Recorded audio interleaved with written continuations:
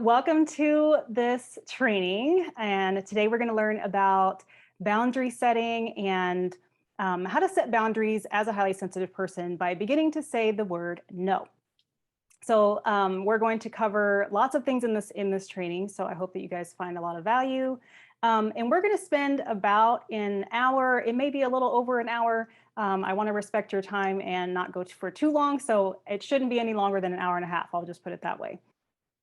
Okay, so let's get started. So here's what I know about you, because this was totally me for a really, really long time. You're successful and you're the best at anything that you do. You know, you may be killing it in your career. If you have kids, you're an amazing parent and you think that parenting is of utmost importance. You are a caring partner and a very loving partner, and you love to do things for your partner that will bring them happiness. And you are the best friend that anybody could really ask for. And you're actually often told this, and you care about your friends as if they were your own family. And from the outside, you kind of seem like you've got it all together. But from the inside, you know that you need to create healthy habits for yourself and healthy habits in your life. You know that you need to take care of yourself before you can take care of the world. And you know that you need to do all the things that the experts tell you to do, right? Like eat right, exercise, get enough sleep, practice self-care, and all those things that all these gurus are telling us in order to, maneuver each day with more calm and confidence. And you know that you need to start setting boundaries for friends and family, even coworkers or bosses, so that you can actually have time for yourself for once. And you want to feel refreshed each day so bad. And you know that it can be done, but you don't really know how to make the changes that will actually stick. Like maybe you've tried to make some changes, but they don't stick. These habits are hard to get them to actually stick for a long time. So, and you know that having all of this out of whack is kind of a large part of why you feel stressed and overwhelmed all day, every day. And maybe you even often sit and just kind of wonder, why is this so hard? What am I missing here? Why is it so hard for me to take care of my own basic needs? This stuff seems so simple. Everybody else around me seems like they've got it all down. And why am I over here struggling so much, right? People in your life have, they always need this and that. And maybe you have a hard time saying no. Or maybe you have a busy life and you have lots of moving parts and it's kind of hard to prioritize. Maybe you've reached burnout a long time ago, but I mean, hey, that to-do list isn't going to do itself. So you got to keep going. You just kind of keep pushing through. Or you know that you need more downtime due to being a highly sensitive person, but there just aren't enough hours in the day. So what do? Well, you end up feeling overwhelmed. You end up feeling stressed out, resentful. You could feel guilty or full of self-doubt. Maybe you feel like you're not good enough, or maybe you feel just kind of lame for not being able to handle it all. Or maybe you're just stuck in procrastination. So another day, another year, another week, whatever passes by, and you still feel unfulfilled and like you're just kind of barely making it through each day. It sucks. I know I'm a highly sensitive person myself. I'm actually also an introvert. So I've been there for years. As a matter of fact, most of my life, I struggled with a lot of these same things that I just mentioned. And years of this overwhelm got me thinking, what the heck is going on here? Like I remember sitting there thinking, like, what am I missing? What is the deal? It seems like everybody else kind of has this down, and not everybody, but it seems like a lot of people, they're not struggling as much as I'm struggling. So what am I missing? So I started researching. And if you're anything like me, I love researching and I can get stuck in like paralysis analysis or analysis paralysis, however you say it. And I can research the heck out of something and I just get so deep into it. And so that's what I did. I went deep into self-discovery and I quickly learned that I am actually a highly sensitive person. And once I learned this, it actually validated my entire life. There were so many things in my life that made sense once I learned about this personality trait. And most importantly, though, I learned that there is nothing wrong with me because I grew up feeling like my whole life, I grew up feeling like there's something wrong with me because I couldn't just, my sensitivity, just lots of reasons why I thought that there was just something wrong with me. What's the deal? I've even been to doctors and asked them, what's wrong with me, basically. So I invested in myself and I hired coaches and mentors. And I even found a therapist that is also a highly sensitive person, which was nice because she gets it. And a lot of the things that I was talking with her about, she was able to help me through because she's the same type of person as me. I made some shifts to my mentality and some shifts to my schedule. And I now allow myself to, allow more time for myself so that I can have, more time for myself in my calendar. And I actually make this non-negotiable time in my calendar. I now have more time to do the exact things that I want to do, including hanging out with my family, which was something that I always kind of kicked to the curb when I was so busy all the time. I got really comfortable with setting boundaries instead of feeling obligated to help everyone with everything all the time. I changed up my lifestyle so that I wasn't this, textbook right way to live according to my culture and how my culture expects me to live. And instead, I live now on my own terms. So years ago, I decided to gather up all that I've learned as a highly sensitive person and sort of channel this experience into helping others to create a lifestyle that is better suited to their personality. Now, as I'm over here jabbering on, maybe I should introduce myself. My name is DaLorean Marz, and I am a certified master life coach and empowerment mentor for highly sensitive people. And I'm all about helping highly sensitive people who are struggling with things like always feeling stressed, feeling overwhelmed, just feeling burnout, and maybe just feeling a lack of overall fulfillment in their life. And I work with what we can call overachievers, who are chronic worriers, chronic people pleasers. And they often feel like they're sort of like a fraud to their friends and family, or even to their colleagues. They almost feel like they're going to get found out or something, or that they're not as qualified as they should be, or something is going to get found out. And I help my clients to feel more calm, confident, and empowered. So I want to start by telling you a story. So let me share my screen here. Give me just a second to figure out my share screen. There we go. Okay. Okay, can you guys see that? Okay, awesome. All right, so I served 6 years in the US Army. And let me tell you a little bit about my time in the Army. So you may have heard that a lot of people that join the Army, they join because maybe they're all patriotic and they want to do something for their country. Well, I'm going to be completely transparent with you. That was not the reason why I joined the Army. I joined because I was working a job that I quite frankly hated. It didn't pay much. It just wasn't the job for me. I was a supervisor for a huge worldwide corporate company. And, I learned really quick that being a supervisor actually doesn't align with my personality type. So I struggled big time with things like, being assertive or setting boundaries, not letting employees walk all over me. I struggled with respect as just a member of management and just trying to please everyone all the time. It just didn't work for me. So another reason why I joined the Army was that I was living in a place that I really needed to get out of ASAP for countless reasons. But one being was that I had some toxic people in my life that I really needed to get away from. And if you've been following me for any period of time, really, you may have read on my website, silverjasmine.com, that my story of that I was in a 6-year-long mentally abusive relationship.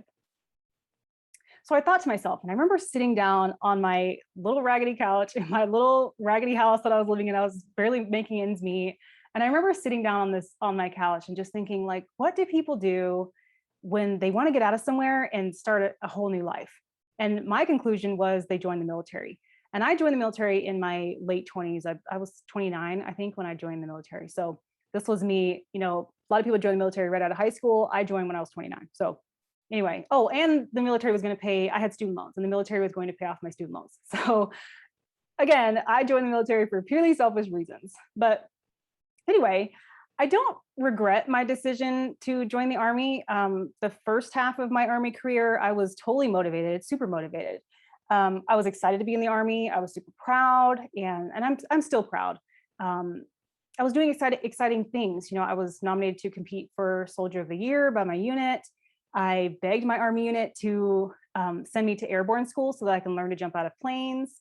And I was sent to a very rigorous military language school, sent out of state to this language school to learn Arabic for a year and a half. Don't ask me any Arabic. I don't remember really any of it. I remember words here and there, but don't ask me to speak Arabic to anybody. But I was really proud of my commitments and just all the values that I learned, during my time in the military. And then about halfway through my career, something shifted in my life. I had my first kid. Well, as any parent will admit, after having a kid, everything in your life changes, including your priorities. I guess especially your priorities. My new priority was now this little mini human. And of course, the Army's priority was still understandably the Army. And the Army didn't really have they had no interest that my life had changed. So aside from the obvious overwhelm of having a first child in the insane newborn stage, like I love my kids, but man, the newborn stage was the hardest thing I've ever done. Like the no sleep and the crying and just, oh, it was so hard. And I've been in the Army, so that's saying something. Raising a newborn is harder than me whenever I was in the Army. But yeah, aside from the crazy newborn stage, I felt completely overwhelmed in another way. I was already committed to this demanding Army, and now I'm committed to this itty bitty tiny helpless person that, of course, is the air I breathe, and was the top of my priority list. So my stress levels were totally skyrocketing because there was just nothing I could do about it. I mean, I'd already signed the military contract. I was already in the Army. I already had the kids. So I was overwhelmed. So I share my story with you because I want you to know that I know exactly what it feels like to feel like you're overwhelmed and overcommitted, and what it feels like to, I guess, believe that there's nothing you can do about it. Now, in my case with the Army, the only thing that I could do about it was wait until my term was over and then just not re-enlist. And I was totally counting down the seconds for that. But in your case, the good news for you is that you actually have power. You're not in a contract.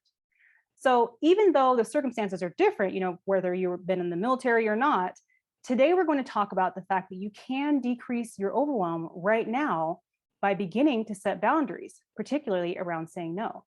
And I'm going to teach you how to do it. Now, at some point, I think it was maybe once my enlistment contract was complete, I said to myself, I don't ever want to feel like that again, that trapped feeling, that feeling of overcommitment, especially when I had something that was a very high priority for me. I don't ever want to feel like that again. There's that feeling of being overwhelmed and not being able to do anything about it. Nor do I want anyone else to feel this way. And in your case, you can do something about it. Now, as highly sensitive people, we tend to overcommit. And the culprit of this is, maybe you can guess, is people pleasing.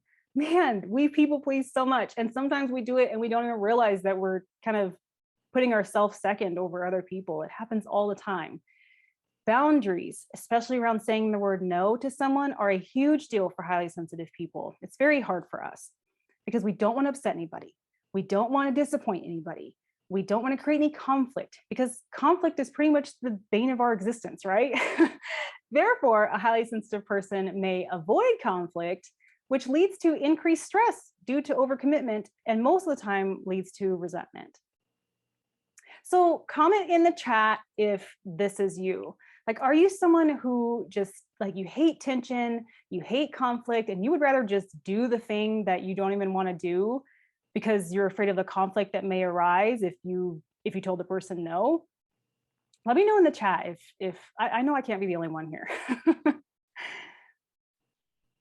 Let's see. There we go. Pulling up my little chat box. So yeah, maybe you're afraid of what the person might think, or maybe you're afraid that they'll be so mad at you that you won't be able to handle the possibly horrible feelings that would come up if they were that upset at you. If you told them no, maybe you don't want to deal with what might happen if that person were to say no. So let me know in the chat if maybe I am the only one that feels this way. Sully says, I do many times. Yeah. So good. So this keeps it lets me know that I'm talking to the right crowd here, that I'm not the only one that sometimes I will try to, especially, gosh, in the past, I used to avoid conflict so much to the point that I would just feel so resentful. And it's not even the other person's fault. I would feel so resentful to this other person, to these other people. And it's my own fault because I'm the one that committed to, I'm the one that raised my hand, yes. So this is very common for highly sensitive people. So know that you aren't alone and you're in the right place on this call today. So this talk is for you if you constantly feel overwhelmed and burnt out, but you don't know where to start. You're in the right place if you're tired of always doing for everyone else, and and there's never any free time for yourself. And maybe you want to start creating more time for yourself, but telling someone no terrifies you. You're in the right place if your stress levels are chronically high and you're, maybe ready to learn how to lower them so that you can think more clearly, you can relax, and maybe even sleep better. And you're also in the right place if you are ready to live a life where you are prioritizing yourself, prioritizing your day, taking care of your own needs, and you're even able to say no without feeling guilty about it. So now that we've discovered or discussed a little, what the struggle is that you may be dealing with as a highly sensitive person, now let's talk about what it would look like if overwhelm and boundary setting wasn't such a burden in your life. So picture this. And let's just kind of like imagine this. So you wake up in the morning and you feel refreshed, you feel excited to get out of bed, and you just feel excited to start your day. You start your morning routine that actually works for you instead of a routine that the experts tell you should work, which of course doesn't. And you're able to switch off your overthinking and your negative thinking and just live more presently with your friends and family. You're able to set aside your perfectionism, which, by the way, your perfectionism is kind of the culprit of your stress. But anyway, you're able to take action on things that actually matter to you. And you're able to prioritize your day. And actually, included in that list of priorities is taking care of yourself, taking care of your own needs instead of 110% everyone else's. And you're even able to say no without feeling guilty about it. You are your own best ally, and you love yourself and your sensitive personality, and you've created a life of calm and confidence. So how do you figure out how to live a life that's more true to yourself instead of living for everyone else's needs? Like, how do you juggle all the things with less overwhelm and without being stressed out all the time? How do people go through this? How do people do this? Well, if all of this sounds good to you, then you're going to love what we're going to be going through today. Today, I'm going to share with you what a highly sensitive person is exactly, because there seems to be there may be a little bit of confusion about what a highly sensitive person is, especially considering the name highly sensitive person. Some people tend to think that that could mean something that it's not. So today we're going to go over what a highly sensitive person is so that there's no confusion. I'd like to share with you what causes so much stress for a highly sensitive people and why we get overwhelmed so easily. And then if you stay with me until the end, you're going to learn exactly how to start setting boundaries by prioritizing yourself with two simple letters, N-O. And we're even going to go over, how to begin to say no in a gentle way so that you don't feel guilty about it. And so you don't just kind of sound like a jerk when you do it. So today I will teach you as much as I can in this limited time that we have today, this one piece of my five-step system that I use with all of my clients. And then I promise to show you how you can take it further in order to create not just temporary, but lasting changes in your life as a highly sensitive person. So the three common sources of overwhelm for highly sensitive people are: one, your thoughts and emotions. The second is your environment, which could be the noises, sights, and sounds around you. And basically this means how stimulated you are. And the third is having too much on your to-do list plate, which is likely due to people pleasing and taking on more responsibility than you're able to handle. And again, for the sake of time today, I will teach you as much as I can, and we're going to focus on number 3, which is that overloaded to-do list, which is likely caused by people pleasing. Okay, so let's get started. So what even is a highly sensitive person? I keep saying this term, but what the heck does that even mean? So it's important to understand this term, understand what this term even means, because it will make more sense when I get into, overwhelm and stress and how it's more common for highly sensitive people. So I'm going to break it down for you into 2 parts. Let me share with you what it looks like as a highly sensitive person, and maybe how it shows up in your life, and maybe you'll be able to identify and maybe see if you are a highly sensitive person. And then I will give you a little bit of a scientific background and how it's defined so that you can understand that part as well. First, here are some signs that you might be a highly sensitive person. You are easily overwhelmed. That's what we're kind of talking about today, is this being so easily overwhelmed. Another sign may be that you feel rattled when you have a lot to do in a short period of time, even when technically you have enough time to get it all done. Deadlines are just way too much pressure. This is totally me. I cannot do deadlines even when I have a million hours to get something done. If there is a deadline, I feel overwhelmed and I freak out. You are quickly depleted on busy days. You notice everything, and I really mean everything that is happening around you. And I'll explain what that means in just a minute. You avoid conflict at all costs. You are deeply moved by beauty, and you may even cry easily at movies or even commercials. You are a deep thinker, and sometimes you may even fall into overthinking or negative thinking loops. You are a perfectionist and or a workaholic. Other people's negative moods take a toll on you. You care a lot about most everything and everyone. You suck at falling asleep. And you may have a hard time falling asleep. You may have a hard time staying asleep. You may wake up every morning not really feeling very refreshed because you just didn't sleep very well each night. And you have been labeled or have felt like you are too sensitive or too shy or too emotional most of your life. So how does psychology define it? Well, here's what the research says. Psychologist Elaine Aron coined the term highly sensitive person, which is abbreviated HSP, back in the 90s.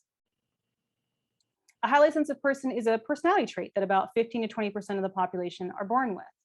And highly sensitive people have an increased central nervous system. This is really a hard one for me to say. Increased central nervous system sensitivity. Say that 5 times in a row.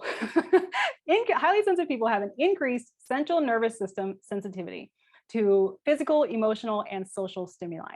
And I'll explain exactly what that means in just a minute, but basically it means that we have a hypersensitivity to internal and external stimuli. The scientific term for a highly sensitive person is sensory processing sensitivity, which is abbreviated SPS. Now, sensory processing sensitivity is not to be confused with sensory processing disorder, which is abbreviated SPD. Sensory processing disorder is a neurological condition where the brain has difficulty processing stimuli. Highly sensitive people, or SPS, we don't have difficulty processing stimuli. We just have a hypersensitivity to the stimuli. So we have a lot of stimuli kind of coming into our brains and into our bodies. Now, this trait is not a new discovery, but it is often misunderstood. And unfortunately, some cultures devalue sensitivity, and as a result, highly sensitive people tend to have lower self-esteem and may struggle with insecurities. Being told things your whole life, like you're too sensitive, get over it, stop being so upset about something that happened a week ago, stop being so shy, you need to come out of your shell. A lot of us have been told these things our whole lives, even as children. And so being told something like this your whole life would make really anybody feel abnormal, highly sensitive or not. Now, it's also important to note that being highly sensitive is not a diagnosable condition. This is not a disorder. This is not something that your doctor is going to diagnose you with, or this is something that you can fix or that you can cure. It is a personality trait that you are born with, just like introverts are born introverts and extroverts are born extroverts. In other words, there is nothing wrong with you. More specifically, according to Dr. Elaine Aron's research, the HSP trait is a combination of 4 principles, acronym DOES. So the D is the increased depth of processing. Next, we have the tendency to be more easily overstimulated. Then we have a higher level of emotional intensity. And lastly, we have an increased awareness of environmental subtleties. Now, I'd like to go through each of these and what each of these mean. And I want you to stay with me here because it's going to sound like I'm sort of rambling, but I'm going through this part on purpose because it's going to make sense a little bit later when it'll make sense as to why highly sensitive people get overwhelmed so easily. So first we have the increased depth of processing. Highly sensitive people tend to be more creative. We tend to be more empathetic. We tend to be more intuitive because we process things internally more deeply. HSPs are deep thinkers, which can makes us kind of good at considering all sides of a scenario. And this think before you leap quality is actually kind of great because it gives us the awareness of long-term consequences before making a decision, as well as higher levels of insight. On the other side of that coin, though, this deep thinking can make HSPs actually slow to make decisions. And because of this deep inner processing that is going on 24/7, highly sensitive people tend to be easily overstimulated, which leads right into the next one, which is easily overstimulated. Now, highly sensitive people are more impacted by our five senses. So the sensory stimuli allow HSPs to enjoy the finer things in life, such as fine foods or beautiful art, or even just the beauty of nature. But this high stimulation with all five senses at all times can lead to being overstimulated. Overstimulation could be by, bright lights. It could be loud sounds. It could be even prolonged, repeated sounds, such as my kids today, this morning, they had a little wooden hammer and they were banging it over and over again on something. I think it was the table. My ears, it literally hurts my ears when I hear like repeated sounds like that. I have something on my eye, so sorry I keep like picking my eyelash. But anyway, it could also be smells or certain fabrics of clothing. It could be the stimulation of, like me right now, my hair is touching my body and I don't like my hair touching my face. So I'm always kind of doing like this. I usually don't wear my hair down, but I figured I would wear my hair down and actually do my makeup today. So I look like I look decent on this call for you guys. But anyway, my hair touching my body right now, I can feel it and it is stimulating for me. It's not overstimulating me, but when you accumulate a bunch of different stimulation or a bunch of different stimuli that is coming into your body, it all adds up. So that's how people can end up being overstimulated. Now, if overstimulated for too long, which is actually quite a short period of time for HSPs, and without an opportunity to retreat someplace quiet to decompress, overstimulation can result in chronic stress and anxiety. Next, we have emotional intensity. Now, HSPs feel things deeply, and these can be positive things or negative things. And during the highs, HSPs are soaring. We feel amazing. But during the lows, an HSP can be really, really low. And this can increase stress levels, which can impact other areas of your life, such as relationships and your work-life performance. The increased emotional response can mean that you can be deeply moved by beauty. This could be like works of art. It could be nature. It can be a kind person that you've met. Maybe somebody held the door open for you today and it made you feel, you feel all the feels. You start to feel really good about, just feeling amazing that somebody's done something nice. Somebody could have complimented you and just that can make your entire day. Or it could even be an emotional commercial can bring a highly sensitive person to tears. I mean, I'm 39 years old and I still cry every single time Mufasa dies in The Lion King. It never fails. And we end up watching, my kids love The Lion King, so we watch that pretty much at least once a week. We had a phase where my kids were obsessed with that movie, and so we watched it multiple times a day, and every single time I cried when Mufasa died. I can't help it. HSPs can be more negatively impacted by violence and cruelty. And it kind of feels like it's happening to us personally, or maybe we can feel what that person, whoever it is happening to, we can feel what they feel. It's almost like we soak up their feeling. Examples of this could be the news or true crime shows or even documentaries. I actually learned years ago that I can't watch the news because it's just very draining for me. It can kind of ruin my whole day and it can be almost disturbing for me. So I learned that watching the news is not something that I can do.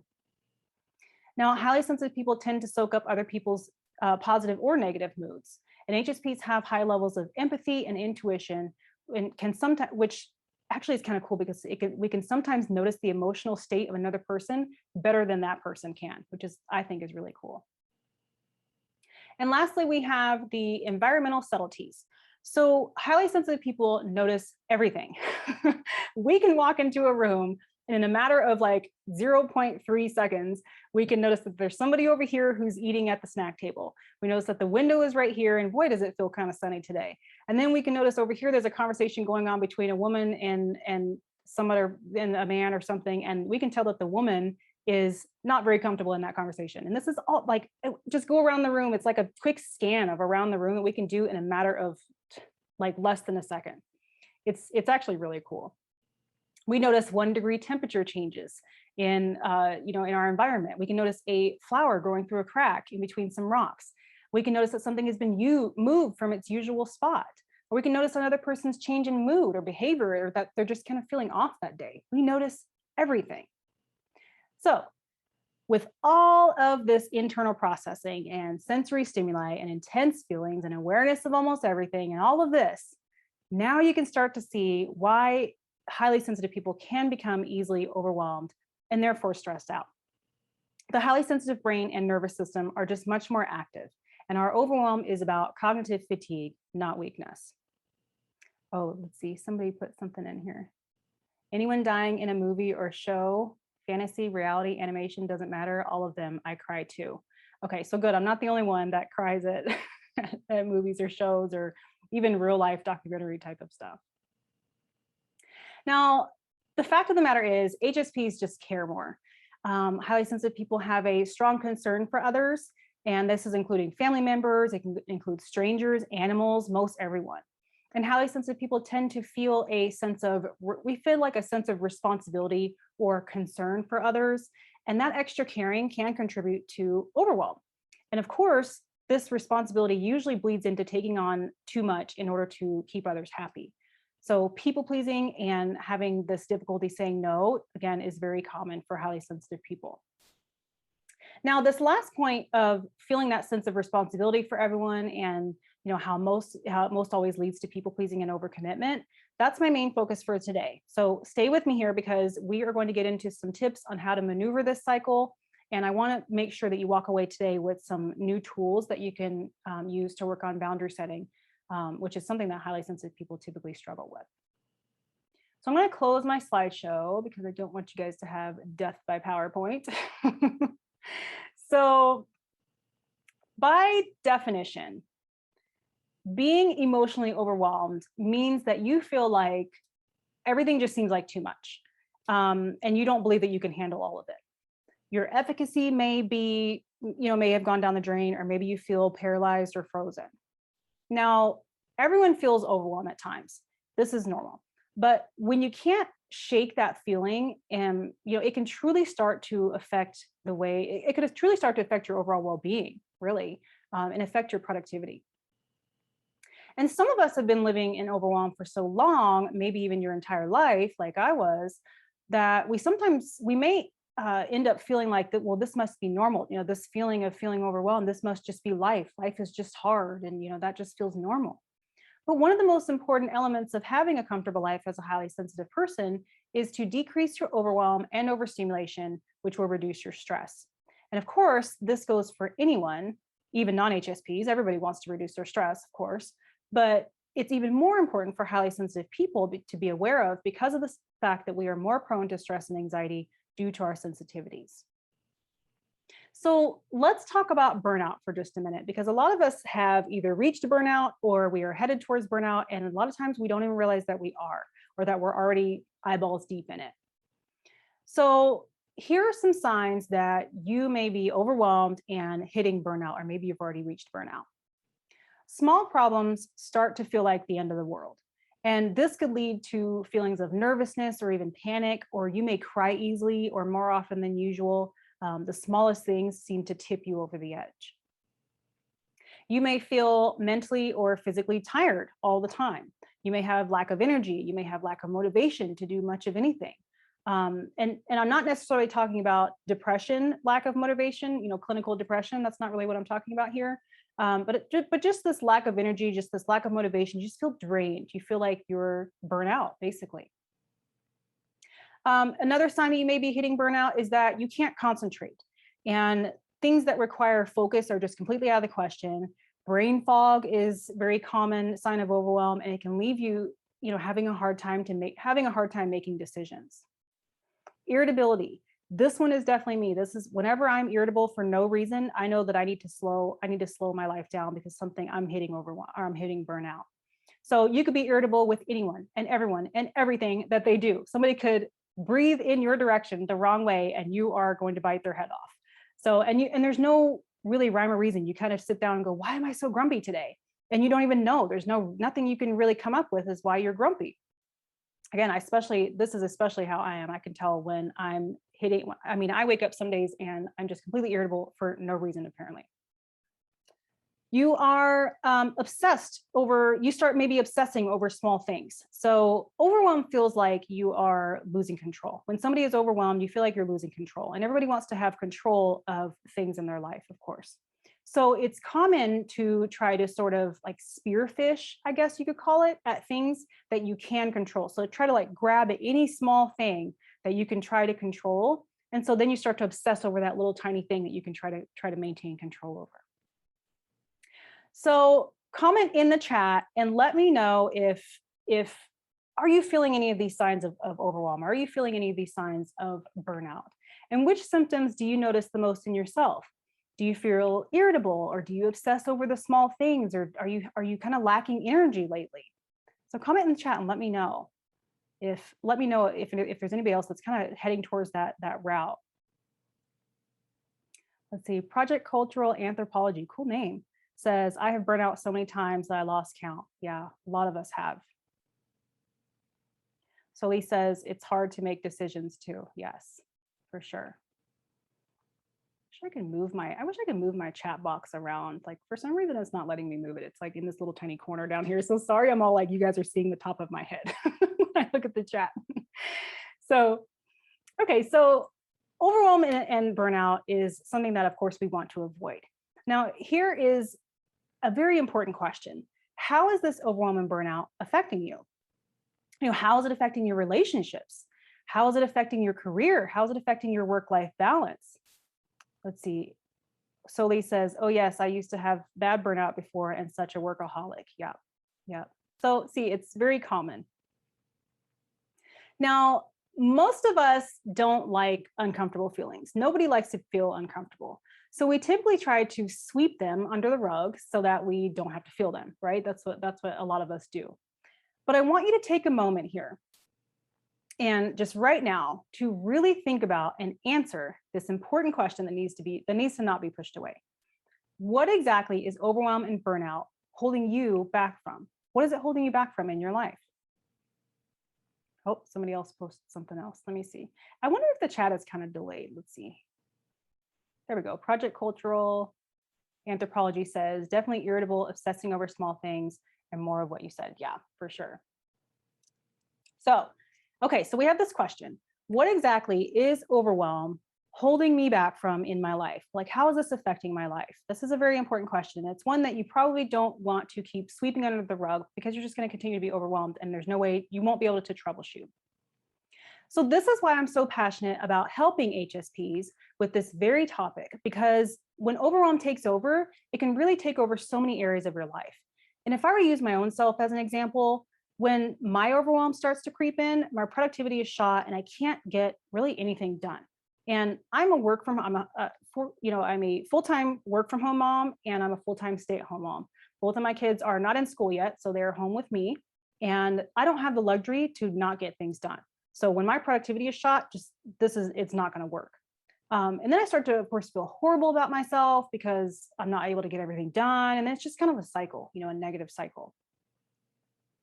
Now, a study in 2014 found evidence that workplace burnout can alter neural circuits in the brain. Now, this was interesting. When I was researching, doing some of my research, I came across this and I had to share this with you guys because it's very interesting. As part of a vicious cycle, chronic stress seems to dampen people's neurological ability to bounce back from negative situations, causing even more stress. So in other words, having chronic stress seems to dampen. So our brain has these neurological pathways that it's kind of developed for itself. If you have chronic stress, then these neurological pathways, it's not able to bounce back from something like, say, something new, a new negative thing happens to you. Your brain's not able to bounce back very easily because it's got this chronic stress and this neurological these negative habits that it's developed for itself. So that means that you're going to just be even more stressed out. So I just thought that was really interesting. Chronic stress seems to dampen people's neurological ability to bounce back from negative situations, causing even more stress. Okay, so now that you know the signs of being overwhelmed, and maybe you've revealed that you are indeed overwhelmed, or maybe you are feeling burnt out, The next question that you can ask yourself is, well, why? Why exactly am I so burned out? What is burning me out? What is causing me so much overwhelm? This is the first step, is to figure out what is causing you to feel so overwhelmed and so stressed out. And once you can figure this out, now you can start to troubleshoot. Now, as I mentioned in the beginning of this webinar, the three common sources of overwhelm for highly sensitive people are: one, your own thoughts; two, how stimulated you are in your environment; and three, you're too long of a to-do list. Now, again, I cover this in much more detail in my 5-step program, but for now, let's dive into number 3, because this is the most common reason that my clients are overwhelmed.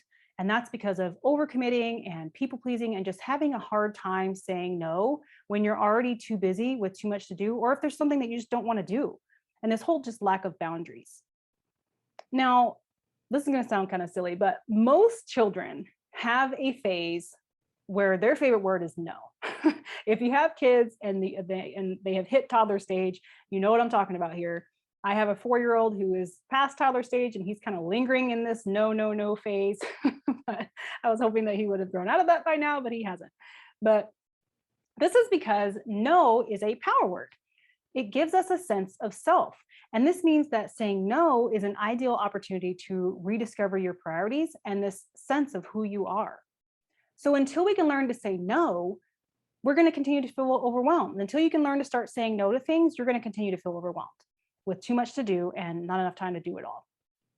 I mean, have you noticed that it's usually the important things that are impacted by not saying no, such as your quality time with yourself, or your quality time with your family, or your own health, or your stress levels? Those are the things that are impacted, right? Those are the things that are kind of like kicked over off to the curb while you're taking care of all these other people's priorities. Whether you learn to say no more often, or you just learn to say yes on your own terms, it's time to release yourself from this burden of pleasing others all the time. Give yourself the time and the freedom to do and be what matters to you. Okay, so I'm going to open up my slide. I've got a little bit more to show you on the slideshow. There we go. Okay, so when is it okay to say no? When should we say no? Well, in my opinion, you absolutely must say no when, and you have a right to say no, when you're already stressed out and overwhelmed. If you're already stressed out and overwhelmed, it's time to start saying no to things that are coming your way. Or when you already have too much to do, which kind of goes back to being overwhelmed. You're overwhelmed because maybe you already have too many things on your plate. You must say no when you are tired or you're sick, or when it's someone else's issue. It is not up to you. Don't have to be responsible for other people's issues. So I'm giving you permission that you do not have to be responsible for other people's issues. If you want to say no because you want to put yourself first, then you absolutely have a right to.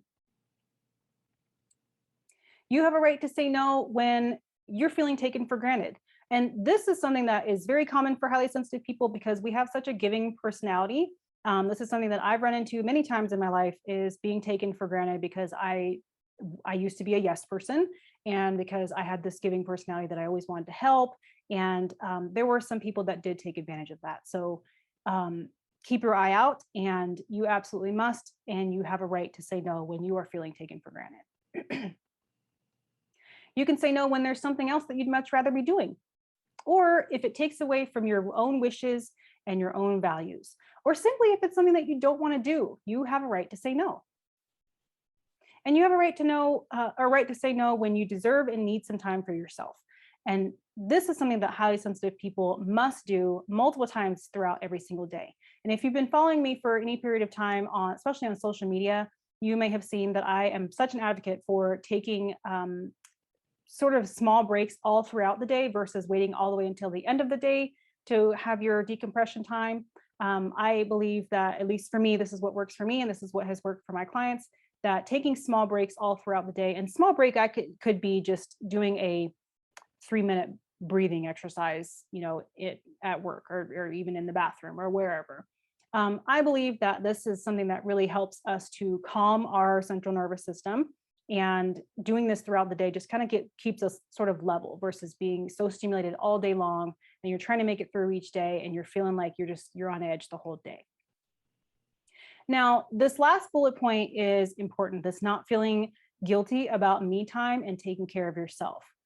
So let's hop over into the chat again and let me know if you are one of these people like I was and sometimes am. I'll be transparent. I'm still sometimes like this. Do you feel guilty when you try to practice me time? Do you feel guilty when you try to take some time out for yourself and have some self-care? Or maybe even feel guilty on, say, even on a weekend where you want to just sit and watch a movie, but you end up feeling like, oh, there's so many things I should be doing. There's so many things that are more productive that I should be doing. I have so much on my to-do list. I don't have, who has time to sit and chill? Who has time to sit and watch a movie, right? There's laundry to be done. So comment in the chat if this is you. Do you feel guilty when you try to practice me time?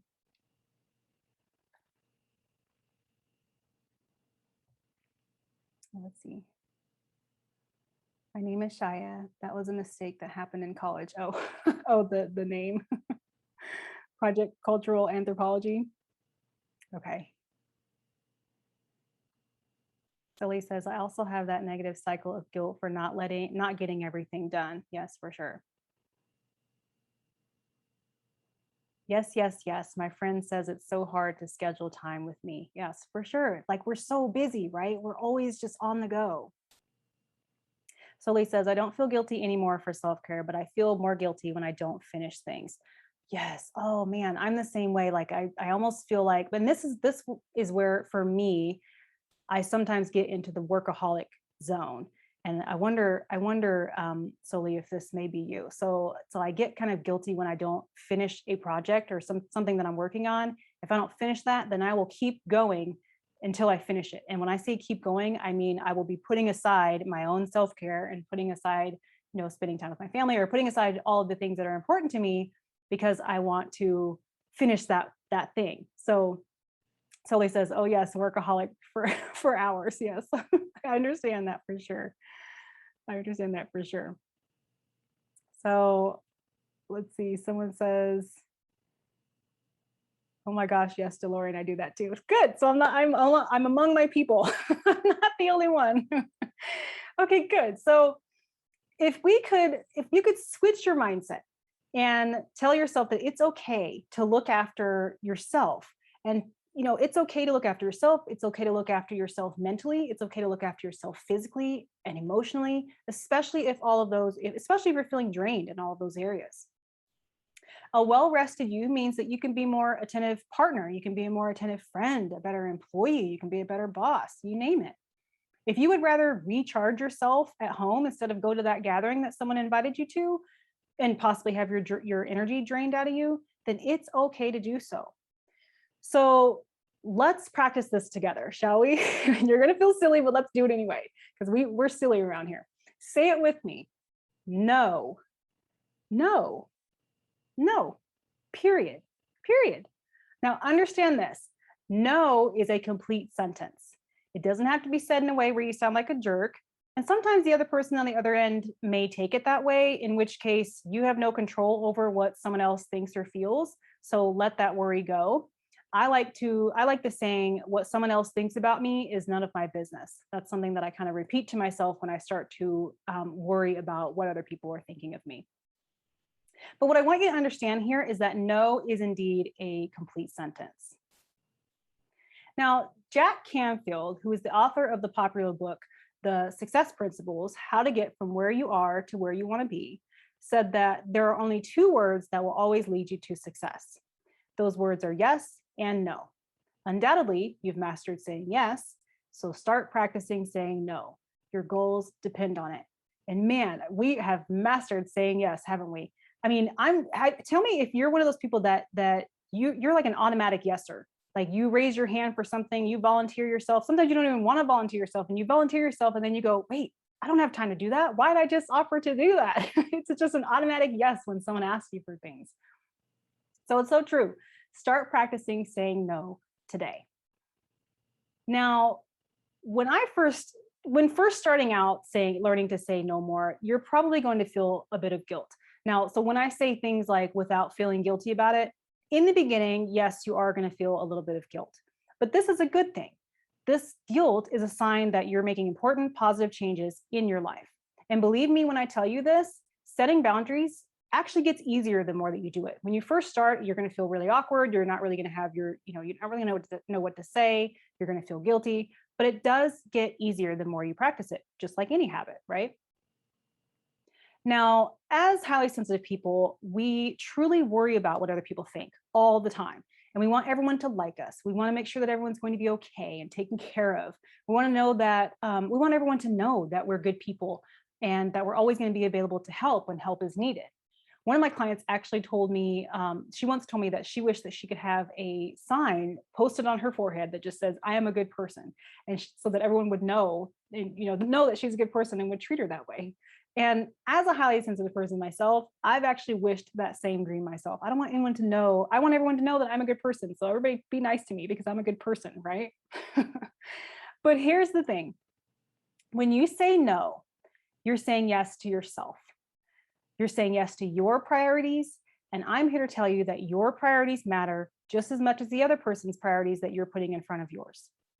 Now, the thing is, how can we say no assertively when we don't know why we're saying no? So in order to say no effectively, you need to be in touch with what's important to you. You must know your own priorities in life. You must know your own priorities. Then it's much easier to say no because you're clear on what you want and need instead. So know your priorities. You could ask yourself things like, what is most important to me in life? Or where do I want to spend more time in my life? Or you can ask, where do I want to spend less time? Where are you spending too much time that you'd like to spend less time? You could ask yourself, what is my top priority? What is my top priority in my life this year? Or my top priority this month or this week or today? What is my top priority for today? You could ask, what are my top 3 priorities in life right now? And how am I meeting these top 3 priorities? Or even am I even working towards meeting these top 3 priorities? Once you know your priorities, not the priorities of someone else, your entire mindset shifts. You're able to easily walk away from something because you're more willing to walk towards something that is more important to you. And that's when it gets a lot easier to start saying no. So I know saying no, I understand that saying no is easier said than done. So let's get into some saying no thoughts and tips. So let me share my screen again. There we go.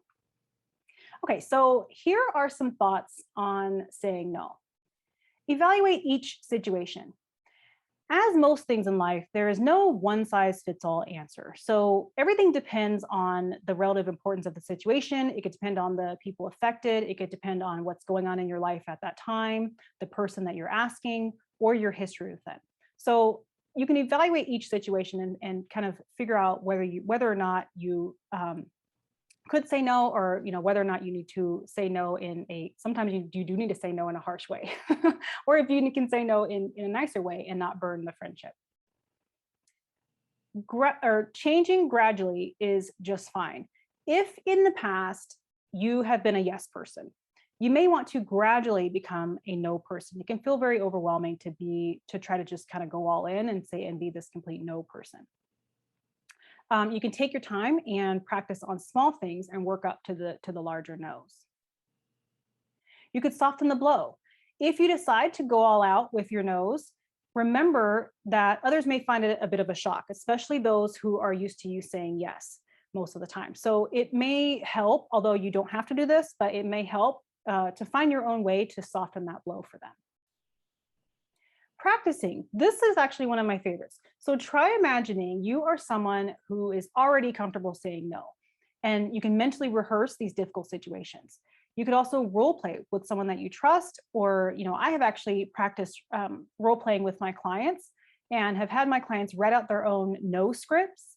And we practice these in order to prepare them for the real deal. Because if you think about it, actors and actresses, they don't just go onto the stage and wing it. Like they practice, they rehearse, right? Before they come on, so that they know what's coming next. Next, we have feeling good. When no is the right answer for you, say it pleasantly, say it assertively, and say it with conviction. If it leaves you feeling strong and good in yourself, even if there is a little bit of the guilt, then you've made the right choice for you. Now, you may be thinking, well, okay, DeLorean, yeah, I understand that no is a complete sentence and all the blah blahs that you've been talking about, but I still need help with how to actually tell someone no. Maybe you're like me and you need someone to literally tell you the words to say, like, what do I say? So we're going to get into that. Now, here are some helpful tips and techniques for saying no. This one is a big one. Always, always tell the truth. Always find a way to be truthful. There's nothing worse than being caught in a lie. I was actually just watching a YouTube video this past weekend of this girl who was, she's a funny YouTube, she's like a joking kind of YouTuber. And she was talking, she had shown how people had been caught in a lie on social media. And basically it was people that had turned down someone else, like said, hey, I can't come out tonight, or somebody had been invited to something and they told the other person, hey, I can't come out, or sorry, I can't help you because I have to blah, blah, blah. And then they go on social media and post, woohoo, having a good time at this bar, or yay, having a good time on a date night with hubby or something like that. And the person that they had turned down saw it on social media and then commented like, hey, what the heck? Like, you said you couldn't come out because you were helping your sick grandma or something. So imagine that, like, there's nothing worse than being caught in a lie. So just tell the truth, tell the truth. But here's kind of a tip. You can leave out information to protect your no. And what I mean by this is something like, you could reschedule an appointment if you wanted to, to make yourself more available for this person who's needing you to do something, but maybe you don't want to. So don't even offer that information. Don't offer that you can reschedule shift around your calendar for this person. Timing, oops, pushed the wrong button. Let me fix that. There we go. Timing is everything. No does not mean no forever. Sometimes you just need time. You just need time or for the circumstances to be right. Oh, excuse me. So don't allow yourself to be pressured into giving a response if you're not really ready to. Sometimes you just need to figure out if it's really a no, or if it's a not now, or if it's a never. Next, we have stay firm. People who are used to relying on you for saying yes are going to try to persuade you. It's going to happen. But don't get caught into the discussion. Just repeat your no and have your phrases ready, such as I'm unavailable, or I can't right now, or I have other commitments. Now, here are some techniques and examples of how you could say no without sounding like a jerk. So again, this is for those of you who are like me, where you need someone to tell you exactly what to say. So now I do want to note here before we get into these that these are going to be examples of what you can say. Some of them you may be able to relate to, like it could be something that you could say. Some of them you may be like, oh, I would never say that. These are just examples. You don't have to say anything this way. You can make sure that you put your own personality into these. So first we have the keep it simple method. Now, this is all you say is you just keep it simple. You say no, but thanks for asking me. You don't have to go into all your reasons why you cannot help somebody for whatever it is that they're asking you for. You can if you want to, but you don't have to. So this is just keep it simple. No, but thank you for thinking of me. The something else method. This is what I was just saying, that if you want to give the reason why you can't, you can totally do that if you want to. You can say something like, I'm already doing, or I already have a dentist appointment that day, or I'm already doing whatever that day. Next, you could do the buy yourself time method. Use this technique when you are unsure of how you feel or you need time to prepare a response. You can say something like, I'm away from my desk right now. I can let you know once I am back to my calendar, or once I have my calendar back in front of me. Or you can say, I'm in the middle of something right now, or I have a tight deadline right now. I can get back with you tomorrow, or I can get back with you next week. Then we have the deferral method. So this is good for when it's other people's problems or it's another person's issue. So you can say, I'm crazy busy this month. Can it wait until next month? Now, kind of the point of this is that you are saying to yourself that I'm not going to drop my priority that I'm working on or that I'm doing right now to make your priority ahead of mine. I will still help you, but I'll help you when I'm done with whatever my own priority is right now. So you can say something like, I can help you next month with that.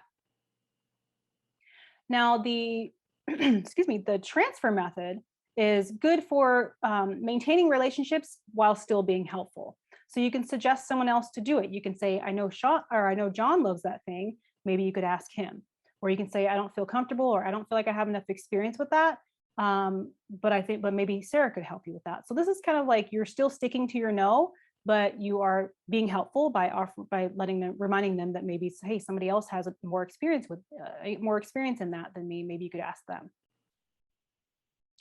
Returning to the no. This is good for those who try to take advantage of your good nature. And again, this has happened to me. This will probably happen to you. Maybe it's already happening to you. But this is, I really like this one because you could say something like, I can't do this right now, but I could show you how to do it yourself. And I really like this one because once you've shown someone how to do something for themselves, now they really have no excuse to keep coming back and asking you to help them with the same thing over and over again. So that's one that I really like. You could request priority. So this is good for dealing with your boss when you're at work.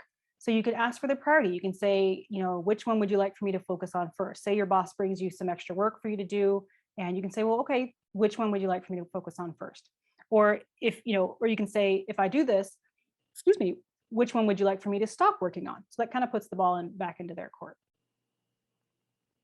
And lastly, we have prioritizing yourself.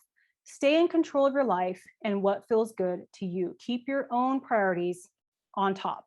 So you can say, I'd love to help, but I'm focusing on blah, blah, blah right now. Or you can say, I don't have time for anything except my family at the moment. Now, again, some of these tips may work for you and your personality and others won't, and that's okay.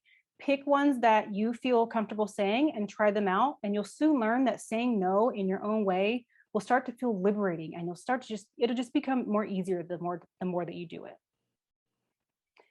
Okay, so we've covered a lot today, and I know that this can be a little overwhelming. And I also know that it's not easy to simply hear what I have to say in an hour or so and then just go off and make lasting changes, right?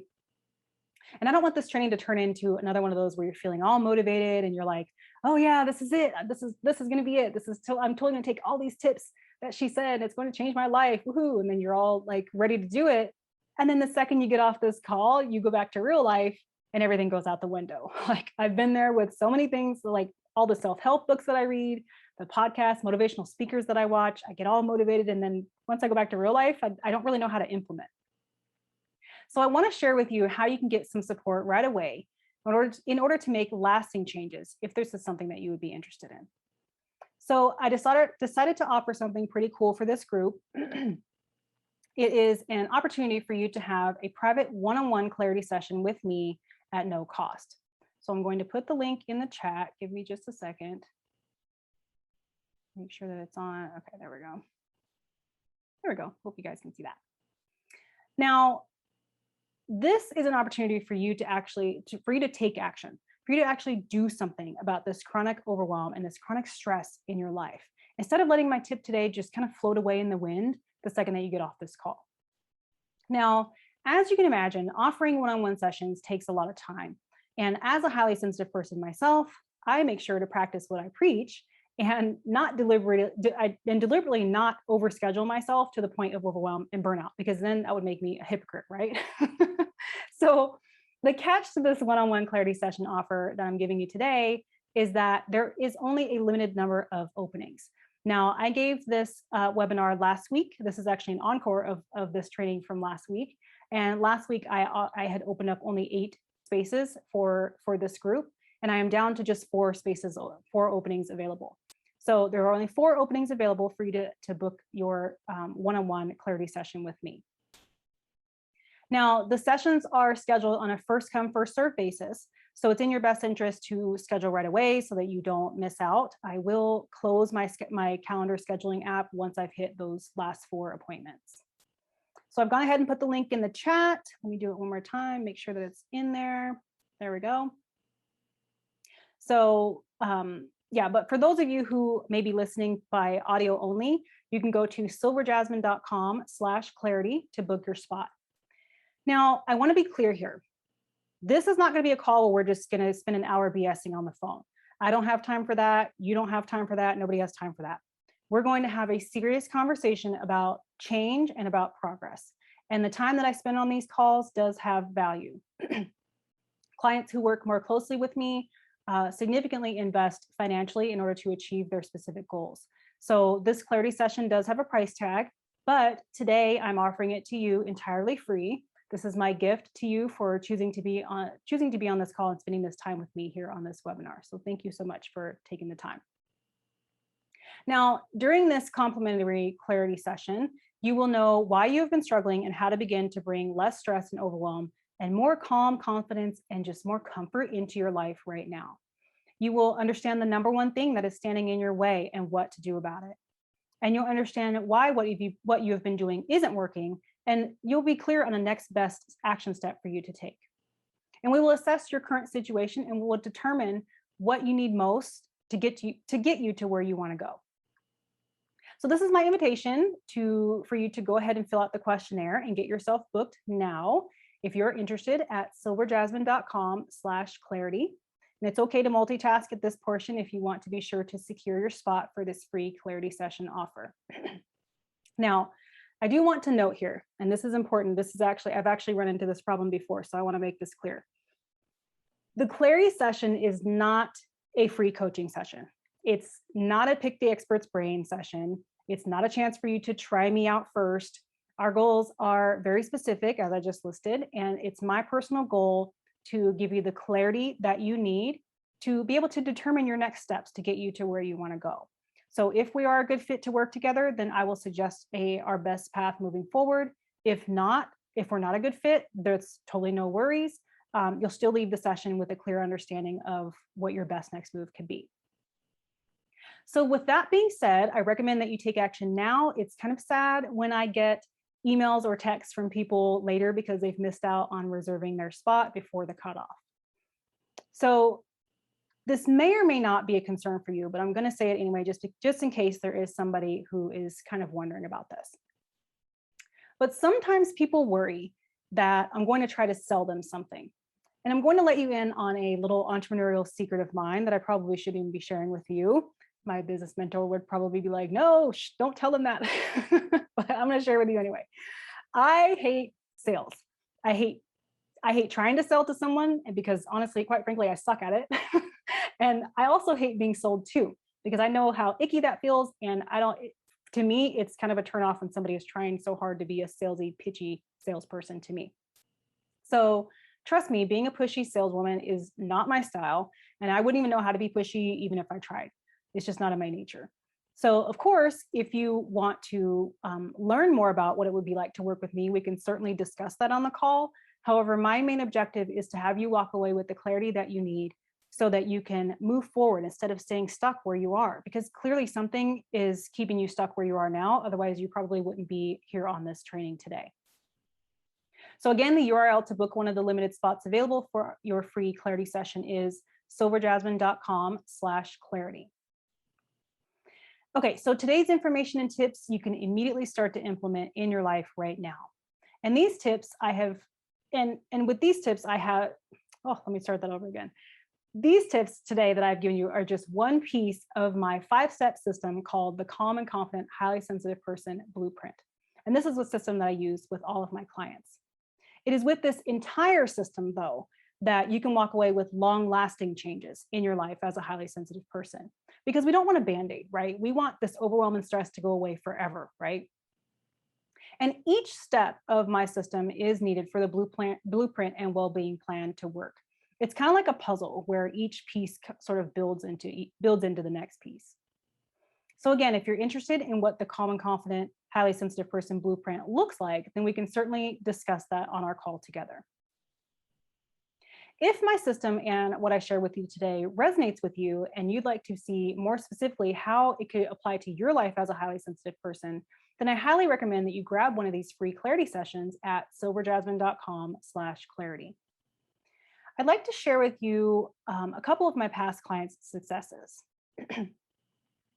Tripti said, "Thank you. You just brought so much clarity on an issue that I've been struggling with for months now. I kept trying to dissect this in my head and beating myself up for not being able to figure this out. But talking with you with just this one session brought it all to light. And now I have positive direction. Thank you." Tripti and I were actually on our call for an extra 35 minutes longer than the usual session. And that 35 minutes was her thanking me and excitedly going over her action steps moving forward. And at the end of our total time together, Tripti also mentioned, DaLorean has a great method to help you analyze your own patterns and thoughts. She has helped me tremendously to sort out my own mind and to use better ways to improve any kind of situation. I still practice them. Laura says, as a highly sensitive person, I was really hard on myself, tired, people pleasing to the extreme, and it was impacting my health negatively. It was impacting my relationships and my quality of work and all aspects of my life. I realized right away that I needed to do something. It was time to put myself first. Well, I can't read. I jumped all in, even though it felt scary in the beginning. But immediately, I started feeling such support from DeLorean. She customizes everything from you, and I started seeing my life transform immediately.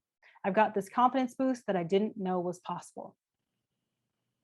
So again, I've only opened up, I only have 4 more spaces left for this group. So right now is the time for you to make your move. Head over to silverjasmine.com/clarity to hop on my schedule. And after you select your day and time, there will be a short survey for you to fill out. This questionnaire must be filled out in full and with some real thought put into it in order to qualify. I like to do that because I'd like to see who I'm going to be talking to when we get on our call. And it helps me to kind of prepare to see where the conversation is kind of going to go. Also, I do my clarity sessions via Zoom, but I do it with our cameras turned off. So right now I have my camera turned on, but when we have our clarity session, we will have our cameras turned off. There will be no cameras. So if you're feeling a bit nervous about having to have your camera on, don't. This will be with no cameras, and it'll be just like a phone call, but through our computers. So again, there is no cost to you for this call, and it is my gift to you for being on this training today. So it is one thing to think about change, and it's another to take actionable steps towards it.